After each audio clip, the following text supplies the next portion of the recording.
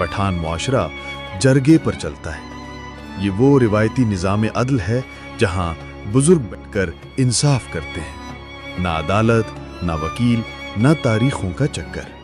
एक जरगा होता है, एक बात होती है और फैसला सबको मंजूर होता है। फिर आता है पश्तून वली का असूल, यानी पश्तून का गैर तहरीरी कानून। इसमें नंग है, नामूस है, मेल मस्तिया है, यानी मेहमान को इज्जत देना, दुश्मन से बदला लेना और अपनी बात पर मर मिट जाना। यही पश्तून का तरीका है। पठान कभी किसी के गुलाम नहीं बने। न सिकंदर, न मुगल, न अंग्रेज इनको छुड़ा सके, क्योंकि उनकी आज़ादी, उनका कबीला और उनकी ज़मीन उनके खून में रची बसी है।